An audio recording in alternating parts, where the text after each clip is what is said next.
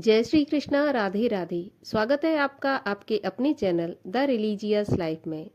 कान्हा जी की कृपा आप पर और आपके परिवार पर हमेशा बनी रहे। दोस्तों, आज के वीडियो में हम बात करने वाले हैं मार्गशीर्ष के महीने अर्थात अगहन के महीने के महत्व के बारे में।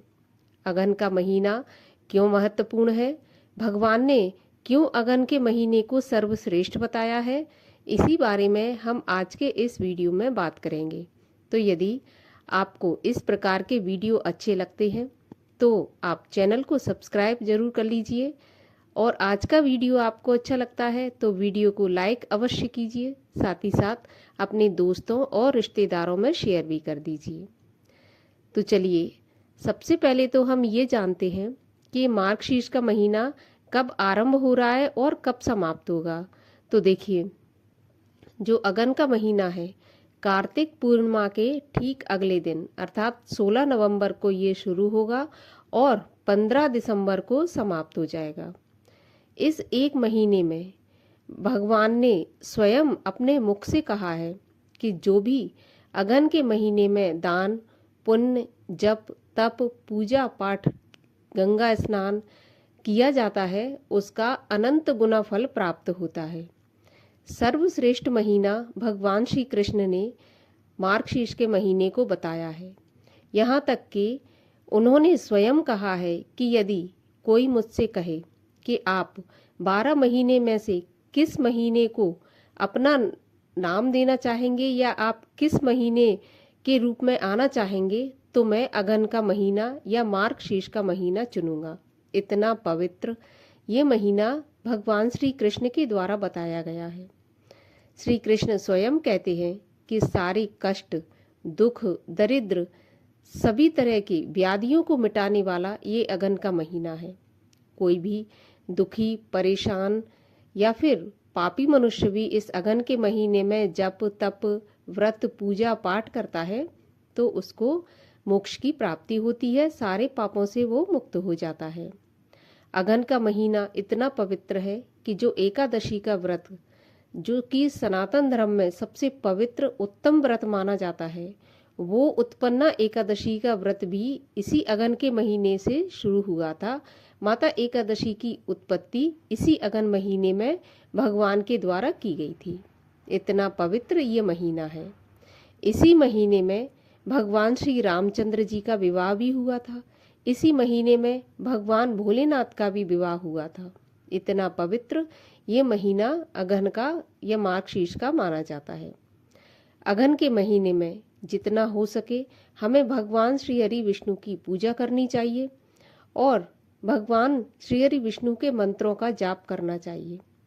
यदि हम कोई भी व्रत आरंभ करना चाहते हैं तो हम अगहन के महीने से कर सकते हैं। विशेषकर जो भी मनुष्य एकादशी का व्रत शुरू करना चाहते हैं तो अगहन मास की जो उत्पन्ना एकादशी है उससे व्रत आरंभ कर सकते हैं। अगहन के महीने में ही माता लक्ष्मी के गुरुवार के व्रत किए जाते हैं। दुख और दरिद्रता नाशक लक्ष्मी जी के गुरुवार के व्रत जो मार्गशीर्ष के महीने में किए जाते हैं अनंत धन संपदा देने वाले होते हैं। तो माता लक्ष्मी के गुरुवार के व्रत भी इसी महीने में हमें करना चाहिए। इसके अलावा गंगा स्नान या फिर जो पवित्र नदियां हैं, यमुना जी, सरस्वती जी, कावेरी, कृष्णा, गोदावरी, जिस भी नदी के आसपास आप रहते हैं उस नदी का स्नान आपको अवश्य करना चाहिए। गंगा स्नान का तो बहुत ही अधिक महत्व अगहन के महीने में बताया गया है। अगहन का महीने में यदि हम रोजाना ब्रह्म मुहूर्त में स्नान करते हैं, सूर्योदय के पहले स्नान करते हैं, एक समय भोजन का नियम पालन करते हैं, तो निश्चित रूप से ही हमें श्री हरि विष्णु की कृपा प्राप्त होती है। इसमें कोई भी संशय नहीं है। स्कंद पुराण में भगवान श्री नारायण ने स्वयं इस बात की पुष्टि की है, कहा है कि जो भी उन्होंने ये भी बताया है कि किस रूप की पूजा करनी चाहिए। तो भगवान नारायण की पूजा अगहन के महीने में गरुड़ पर सवार माता लक्ष्मी और भगवान श्री हरि विष्णु की फोटो, तस्वीर जो भी हो उसी की पूजा करनी चाहिए। श्री कृष्ण की पूजा के लिए अगन का महीना बहुत ही उत्तम महीना है, बहुत ही लाभदायक ये महीना है। अगन के महीने में यदि गंगा स्नान किया जाता है तो जो भी बीमारी हमें होती है उस बीमारी में भी हमें लाभ प्राप्त होता है। तो अवश्य रूप से हमें अगन के महीने में हो सके तो कम से कम एक बार गंगा स्नान अवश्य करना चाहिए और रोजाना अपने स्नान में करते समय गंगा, यमुना, जो भी पवित्र नदियां हैं उनका ध्यान अवश्य करना चाहिए। कहा जाता है कि गंगा स्नान अगर हम नहीं कर सकते तो नहाते समय यदि हम ध्यान करते हैं पवित्र नदियों का तो वो गंगा स्नान के बराबर ही माना जाता है। मानसिक स्नान जो कहा जाता है वो इसी प्रकार किया जाता है। तो गंगा स्नान का भी बहुत महत्व है। गौ की सेवा का भी अगन के महीने में बहुत महत्व है। जितना हो सके गौ माता की सेवा करनी चाहिए। यदि हो सके तो मथुरा, वृंदावन, श्री कृष्ण से संबंधित जो भी भूमि है बरसाना, वहाँ पर अवश्य हमें जाना चाहिए मार्गशीर्ष के महीने में। भाई अगर नहीं सुविधा है, नहीं जा सकते हैं तो एक मानसिक पूजा भी बताई गई है। तो आप मानसिक रूप से ब्रज की यात्रा कर सकते हैं। मानसिक रूप से आप ध्यान करके, आप बाल लीलाओं का ध्यान करके ब्रज की यात्रा कर सकते हैं। इसके अलावा मार्गशीर्ष के महीने में माता लक्ष्मी के व्रत भी किए जाते हैं। तो आप श्रद्धा पूर्वक माता लक्ष्मी के भी व्रत करें।